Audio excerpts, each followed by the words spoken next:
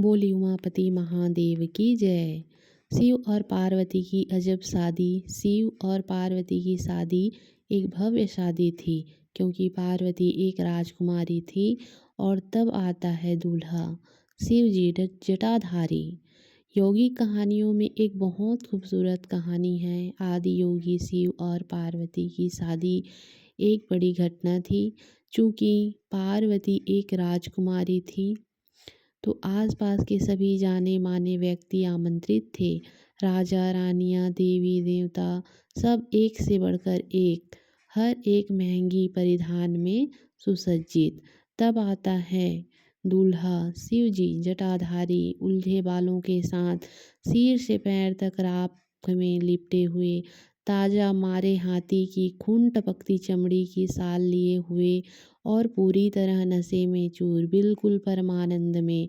और उनके साथ चल रहे लोग सब विक्षिप्त और विकृत जीव। वे मानव रूप में भी नहीं थे और वे हर तरह का शोर कर रहे थे जो किसी की समझ में नहीं आ रहा था। मीना पार्वती की माँ ने इस दूल्हे को देखा और वह बेहोश हो गई। पार्वती ने उनती करते हुए शिव से कहा, आप जैसे भी हो मुझे फर्क नहीं पड़ता, मैं सिर्फ आपको चाहती हूँ। आप जैसे भी हो, पर मेरी माँ के लिए अपना थोड़ा सा मधुर रूप धारण कर लो। शिव मान गए और उन्होंने एक खूबसूरत रूप धारण कर लिया। अच्छे से तैयार होकर फिर से शादी में आए और जब उन्होंने शिव को देखा, उन्होंने कहा कि वे सुंदर मूर्ति हैं, जिसका मतलब वे सबसे खूबसूरत इंसान थे जो उन्होंने अभी तक देखे थे। वे 9 फीट लंबे थे। वे कहते हैं जब शिव खड़े होते तो वे घोड़े के सिर के बराबर होते थे। जब वे दक्षिण की ओर आए तो उन्होंने कहा कि वे सामान्य से 2 गुने लंबे थे। सामान्य ऊंचाई 4.5 फुट से 5 फुट थी। वे लगभग 9 फीट लंबे थे। उनको देखकर हर कोई आश्चर्यचकित थे। शिव और पार्वती, एक योगी और राजकुमारी की शादी। शिव शादी के लिए बैठ गए। भारत में खासकर इस तरह की शादियों में दूल्हे और दुल्हन के पूर्वजों के बारे में बहुत गर्व से बताया जाता है। वे अपने वंश के बारे में, वे कहाँ से आते हैं, उनका रक्त कितना शुद्ध है और पूरा वंश वृक्ष खंगाल देते थे। दुल्हन के लिए पार्वती के पिता हिमावत हिमालय पर्वत क्षेत्र के राजा थे। दुल्हन की वंशावली के बारे में काफ़ी महान चीज़ें कही गई। अब उन्होंने पूछा दूल्हे के बारे में बताया जाए। शिव चुपचाप बैठे रहे, शांत रहे। उन्होंने कुछ नहीं कहा। उनके साथ आए लोगों में से कोई भी समझने लायक भाषा नहीं बोल सकता था। वे सिर्फ अनाप शनाप आवाज़ें निकाल रहे थे। दुल्हन के पिता अपमानित थे। एक व्यक्ति बिना वंश के ऐसे व्यक्ति को वे अपनी पुत्री कैसे दे सकते हैं?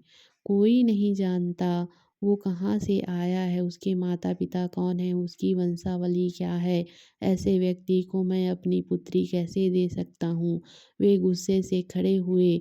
तब ऋषि नारद, जो शादी समारोह में मेहमान थे, अपने एकतारे सहित आगे बढ़े। उन्होंने एकतारे की तार को छेड़ा।